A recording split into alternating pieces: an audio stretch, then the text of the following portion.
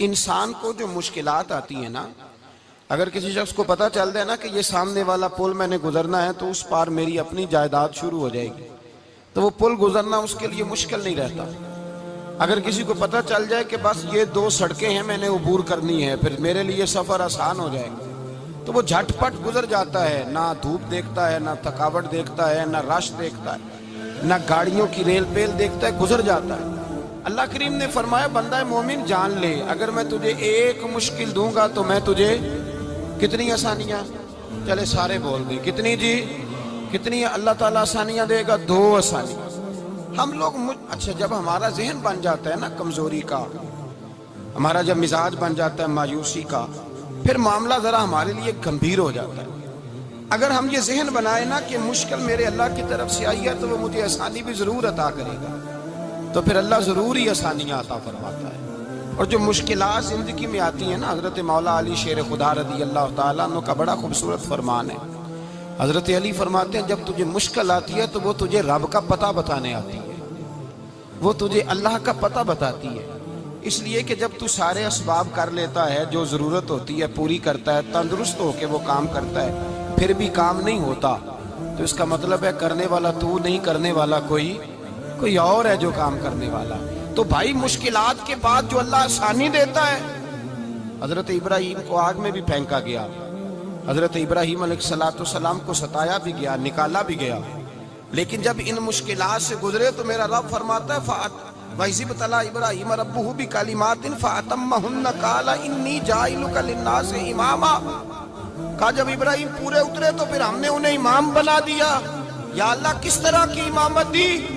فرمایا میں نے اتنی اعلیٰ شان عطا کی ہے کہ اپنے لاڈلے رسول کو جناب ابراہیم کی نسل میں پیدا فرما دیا ہے، میں نے مصطفیٰ کو ان کی نسل میں پیدا کر دیا، قیامت تک کے لیے ان کا وقار بڑھا دیا۔ اللہم صلی علی محمد وعلی آل محمد کما صلیت علی ابراہیم وعلی آل ابراہیم، ان کی عظمت بڑھا دی، اس لیے کہ جب وہ آزمائش سے گزر کر کے آئے پھر جو آسانی دی۔ میرے نبی پاک صلی اللہ علیہ وسلم نے دین ابراہیمی کی بہت ساری چیزوں کو رکھا، کہا میں ملت ابراہیمی پہ ہوں۔ جب کوئی مشکلات کو عبور کر کے آتا ہے، جب کوئی تکلیفیں سہ کر کے آتا ہے، اس کے لیے جو اجر ہوتا ہے، اس کے لیے جو پھر اللہ کتنی ذرا بڑی توجہ کیجئے گا۔ لوگ سمجھتے ہیں فلاں آدمی مشکل میں ہے تو شاید مشکل میں ہی رہے گا، فلاں آزمائش میں ہے تو شاید میرا اللہ فرماتا ہے ایک مشکل دے کے میں 2 آسانیاں بھی دوں گا۔ تم مشکل دیکھ رہے ہو، مشکل نہ دیکھو، وہ جو اس کو بعد میں آسانی آنے والی ہے، اور ڈبل جو میں اس پر نعمت کرنے والا ہوں اس کو دیکھو۔ حضرت یوسف کو بھائیوں نے کنویں میں ڈال دیا تھا، اور جب کنویں سے نکلے تو مصر کے بازاروں میں بکے، اور پھر زلیخا نے الزام لگایا تو حالات بگڑ گئے، حضرت یوسف کو جیل جانا پڑا۔ کتنی کٹھن زندگی تھی، لیکن میرے مالک کو کچھ اور ہی منظور تھا۔ کنویں میں گرنے والے، بازار میں بکنے والے، جیل میں جانے والے، الزام لینے والے جناب یوسف کو رب کریم نے اسی مصر کا بادشاہ بنا دیا، اللہ پاک نے اسی مصر کا حکمران بنا دیا۔ یاری تیری سونا پر ازمیشاں تیریاں اگ، اے سونا پرکھیا جامدائی پہلو نال اگاں دے لگ، اس کے لیے تھوڑا سا جتن کرنا پڑتا، تھوڑے کٹھن حالات سے گزرنا پڑتا، تھوڑی آزمائشوں کا روپ دیکھنا پڑتا۔ ہم چاہتے ہیں کہ ہمیں چھیڑے کوئی نہ کوئی تکلیف نہ آئے، کوئی آزمائش، یہ ہو نہیں سکتا میرے بھائی، نامی کوئی بغیر مشقت نہیں ہوا، 100 بار جب عقیق کٹا تب جا کر نگی ہوا۔ ہم چاہتے ہیں کہ ہمیں کچھ بھی دقت نہ آئے، مشکلات نہ آئے، اور مشکلات تو انسان کو سنوارتی ہیں بھائی، وہ تو نکھارتی ہیں۔ کبھی پوچھا کرو جا کر کے کسی گندم کے دانے سے کہ تو کہاں سے ہو کے آیا ہے، کہاں سے نکل کے آیا ہے، تو وہ بتلائے گا کہ بڑے مشکل مراحل سے گزرا ہوں، اور پھر اللہ نے مجھے طاقت دی ہے کہ میں انسان کے وجود کا حصہ بناؤں۔ تو بھائی کٹھن مراحل، آزمائشیں، تکلیفیں، یہ انسان کو بڑا انسان بنا دیتی، یہ اس کے لیے ترقیوں کا پیش خیمہ ہوتی۔ ہمارے جوان پریشان ہو جاتے ہیں، عورتیں خاص کر کے اس بات پہ توجہ کرے، وہ بڑی جلدی غم لے جاتی ہیں، وہ کہتی ہیں جانے میرا کچھ ہوگا ہی نہیں، جانے میرا کچھ ہو ہی نہیں سکتا۔ میرے بھائی درجنوں اور بیسیوں لوگ ایسے ہیں جن کی اولادیں نہیں تھی، لیکن نام ان کا ان سے بھی زیادہ ہے جو بڑے بڑے صاحب اولاد۔ حضرت خواجہ معین الدین اجمیری کو جانتے ہیں آپ لوگ؟ نہیں، جو جانتے ہیں وہ بولیں۔ جانتے ہیں جی؟ لو جی کافی سارے جانتے ہیں، تھوڑے جے رہ گئے نا۔ جانتے ہیں نا خواجہ صاحب کو؟ ان کے کسی بیٹے کو جانتے ہو؟ نہیں جانتے، نہیں جانتے، نہیں جانتے آپ ان کے بیٹے کو۔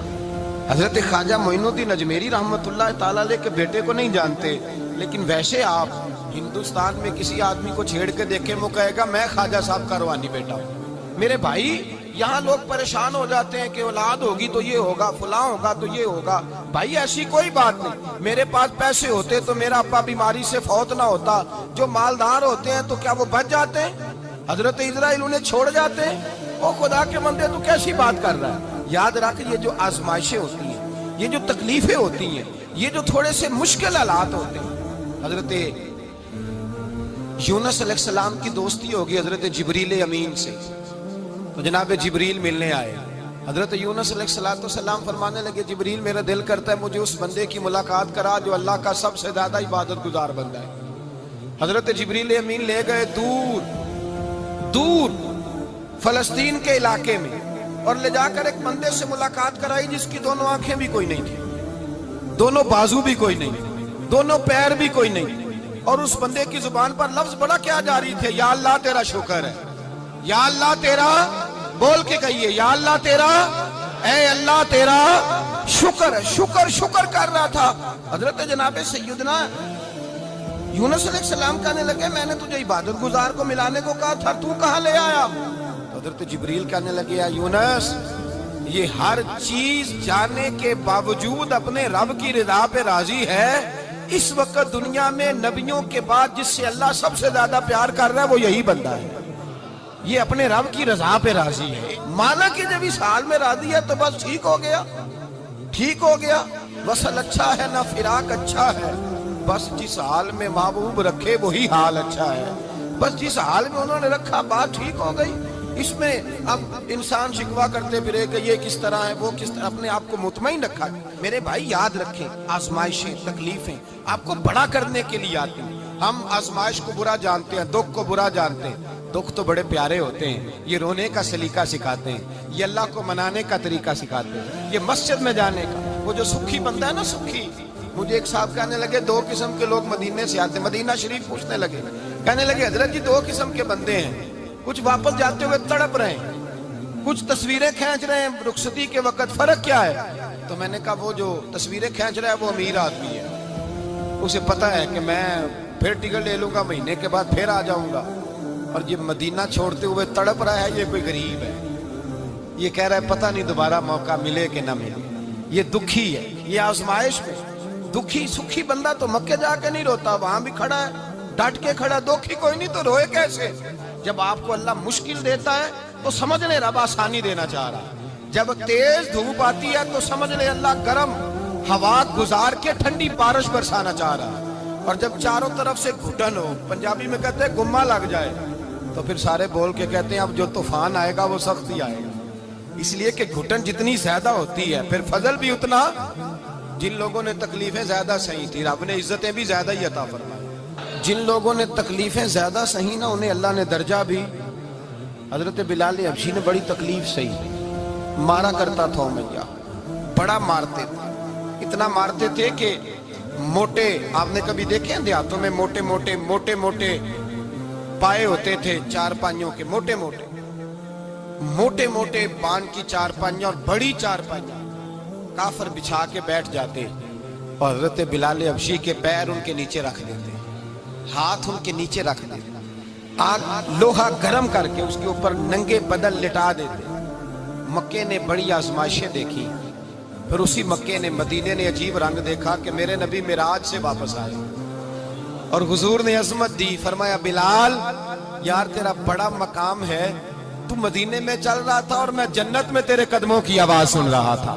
عبداللہ مزنی حضور کے غلام تھے، قبیلہ مزن کے رہنے والے، والد فوت ہو گئے، چچا نے پالا تھا، اسلام قبول کر لیا، چچا اسلام کا بڑا دشمن ہے، حضور کا نام آئے تو جلال کرتا ہے، حسد اور بغض میں جل جاتا ہے، بڑی اسلام کے ساتھ دشمنی اور عناد رکھتا ہے۔ حضرت عبداللہ کہتے ہیں پہلے تو میں عشق رسالت کو دباتا رہا، پھر یہ چنگاری شعلہ بن گئی، پھر کہ یہ ہلکا سا جذبہ سمندر اور صحرا کا روپ دھار گیا، فرماتے ہیں ماں تھی اور میں تھا، میں گیا جا کے چچا سے کہا میں نہیں رہ سکتا، کہاں جائے گا؟ تو میں نے دھیمے لہجے میں کہا میں مدینے جاؤں گا، اب میں رسول اللہ کے مدینے جاؤں گا، اب میرا گزارا نہیں ہوتا، اب میں جاؤں گا۔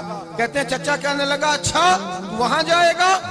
تجھے میں نے پالا، میں نے پوسا، وہ مکان میں نے تجھے بنا کے دیا، تیری جیب میں جو پیسے ہیں میرے دیے ہوئے ہیں۔ کہتے ہیں میں نے کہا چچا میں سارا کچھ سوچ کے آیا ہوں، مکان بھی تو رکھ لے، پیسے بھی رکھ لے۔ کہتے ہیں اس نے ہر چیز رکھوا لی۔ جب پلٹنے لگا تو چچا کہنے لگا جو کپڑے تو نے پہنے ہیں یہ بھی میں نے خرید کے دیے تھے۔ حضرت عبداللہ فرماتے ہیں میں نے وہ کپڑے بھی اتار کے دیے، برہنہ حالت میں میں ماں کے پاس گیا اور میں نے کہا اماں میں پہلے بھی تو ننگا پیدا ہوا تھا، تو نے ہی کپڑے پہنائے تھے، میرا پھر بدن ننگا ہو گیا ہے، کپڑے دے دے۔ کہتے ہیں 2 بیویوں والے کپڑے اماں نے دیے، ایک میں نے تامت باندھ لی، دوسرا اوڑھ لیا اور مدینے پہنچا۔ کہتے ہیں جب میں ٹھنڈی رات مدینے پہنچا تو کالے رنگ کے حبشی غلام حضرت بلال دودھ کا پیالہ لیے کھڑے تھے، ہاتھ میں کھجوریں تھی، کمبل تھا، کہنے لگے آجا آجا۔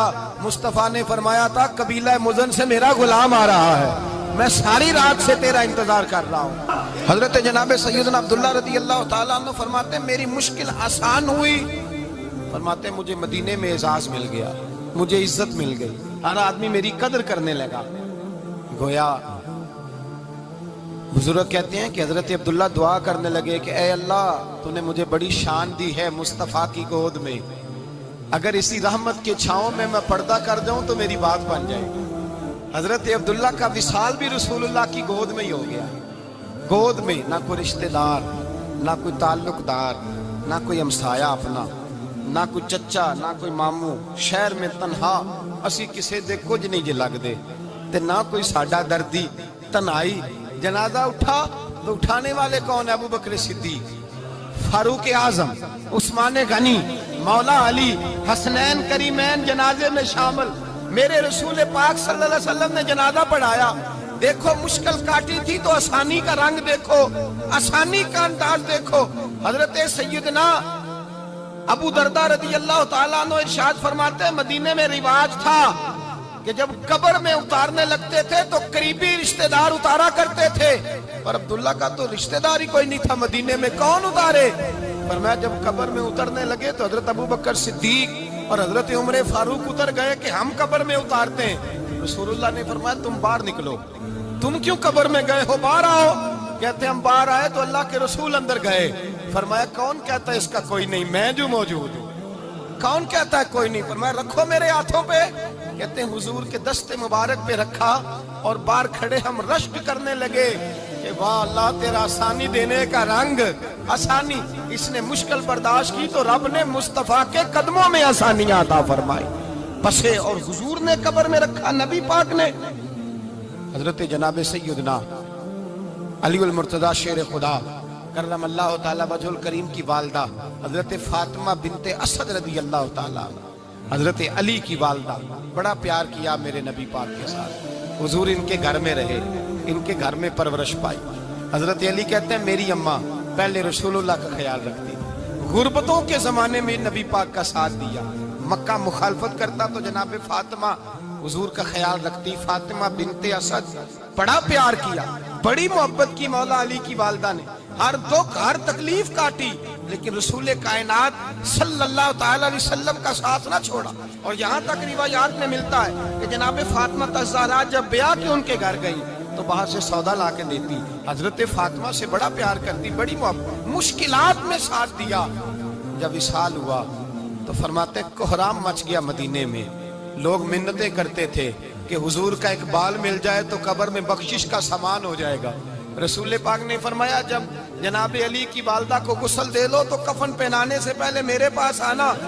کہتے ہیں جب غسل دے لیا تو عرض کی حضور غسل ہو رہا ہے، کفن کا کیا کرنا ہے؟ حضور اندر گئے، قمیض بدلی اور جو کرتا پہنا ہوا تھا اتار کے دیا، فرمایا وہ علی کی ماں نہیں میری ماں ہے، اس نے میرے لیے بڑی تکلیفیں سہی ہیں، بڑی مشکل دیکھی ہے، فرمایا اس طرح کرو میرے کرتے میں اسے کفن دو۔ حضور نے جنازہ پڑھایا، اپنے کرتا لباس مبارک میں کفن دلایا، پھر جب وہ دفن ہوئی تو حضور قبر پہ کھڑے ہوئے، کھڑے ہو کے فرمایا اے اللہ اپنے سارے نبیوں کے وسیلے سے اور میرے وسیلے سے میری اماں کی بخشش فرما دے۔ پھر جو آسانیاں ملی ان لوگوں کو تو ان کی قبروں تک آسانیاں ملی، پھر ان کو قیامت تک کے لیے آسانیاں ملی جنہوں نے مشکلات کو دیکھا۔